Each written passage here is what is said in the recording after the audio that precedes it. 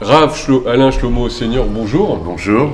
Eh bien, vous nous recevez dans cette belle synagogue rue du Mai 45, c'est la synagogue de Créteil, dont vous êtes le rabbin depuis plusieurs années. On parle avec vous de cette candidature au grand rabbinat de France. Quand on parle du judaïsme, on parle évidemment de la pratique, et notamment l'homme et ce qu'il mange, la cacheroute, la fameuse cacheroute. Tout le monde en parle, ça a été l'objet de grandes discussions durant les élections consistoriales. Manger cachère, est-ce que c'est d'abord possible facilement? Est-ce que c'est pas trop cher? Vous mettez le doigt sur un problème récurrent et incisif dans notre communauté. D'abord rappeler que la cacheroute a fait bien sûr de très gros progrès dans notre communauté. Il me souvient de l'époque où on avait du vin cachère, de la matzah, de la viande et quelques fromages qu'on voyait apparaître à l'époque de Pessah. Le marché de la cacheroute donc a fait de très très gros progrès. Il reste qu'à travers les pérégrinations que j'ai faites dans nos communautés de province, paradoxalement, il y a des problèmes d'approvisionnement. Je crois que le prochain Grand Rabbinat de France devra retracer une carte de la distribution, de l'accessibilité des produits cachers en termes locaux. Je l'ai entendu à plusieurs reprises. Mais là n'est pas le cœur du problème. Le problème, c'est d'abord le prix.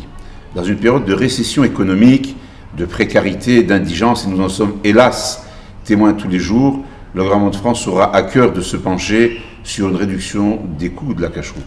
J'ai d'ailleurs dans mon programme proposé que, en accord avec les producteurs de cacheroute et les grands distributeurs, nous puissions imaginer un panier de la ménagère dans lequel une dizaine de produits de base seraient vendus dans toute la France à des prix discount pour permettre à nos fidèles, fortunés et moins fortunés, d'accéder à une cacheroute minimale.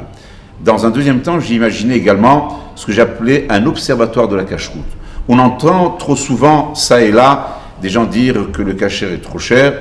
Il serait intéressant de faire des relevés à la fois dans les commerces non cachers et les commerces cachers pour proposer des tableaux comparatifs et à l'intérieur de la distribution des produits cachers d'un distributeur à l'autre de faire une proposition de tableau comparatif.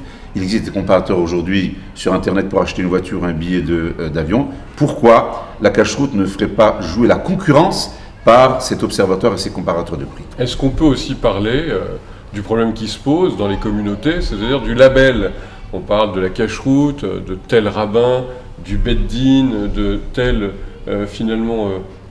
étiquetage, et les gens ne s'y retrouvent plus. Alors ça a été souvent un peu l'arlésienne d'une unification du label cacheroute. Est-ce que vous dites à ceux qui vous regardent aujourd'hui que finalement on peut arriver à cela? C'est-à-dire que quand on va acheter un produit qui est marqué cachère, on peut avoir confiance, quel que soit le label? Il est vrai que le consommateur de cachère se perd aujourd'hui devant les différents labels. Je crois qu'il faut distinguer deux choses. La liste des produits autorisés qui ne sont pas certifiés cachère mais qui sont régulièrement contrôlés. Et là, il existe un certain nombre de listes. Il y a urgence à réunir les différents batédines et différents tribunaux rabbiniques pour essayer, sinon de faire une liste unique, en tout cas de regrouper ces produits autorisés dans une liste la plus large et permettre, je pense, aux juifs de ces petites communautés de trouver des produits, sinon certifiés, au moins autorisés dans la supérette ou l'épicerie du coin. C'est une première chose. Dans un deuxième temps, il est absolument nécessaire, et je l'ai entendu des différents présidents de communautés, de trouver un accord. Je ne parle pas de cacheroute nationale, c'est un sujet ambitieux qui mérite beaucoup de réflexion et de travail, mais en tout cas un accord interrégional pour une fluidité des produits cachers entre telle et telle ville dans une reconnaissance mutuelle des labels.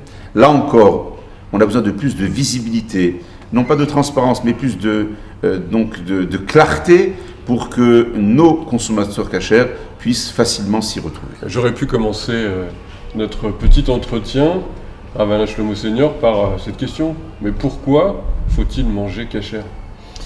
Là, je ne peux pas me lancer dans une grande analyse philosophique. Vous l'avez dit avant moi, nous sommes d'abord ce que nous mangeons.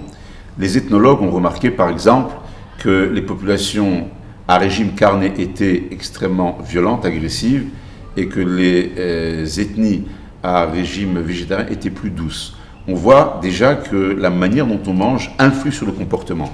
La Torah statue et pose l'idée que la sainteté du corps humain passe par la qualité de la nourriture qu'il ingère.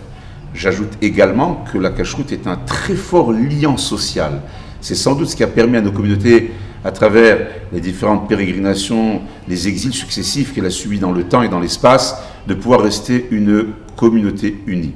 C'est donc deux fonctions essentielles, avec d'autres raisons symboliquement plus fortes, mais qu'on aura peut-être l'occasion un autre jour d'évoquer. Merci. Merci à vous.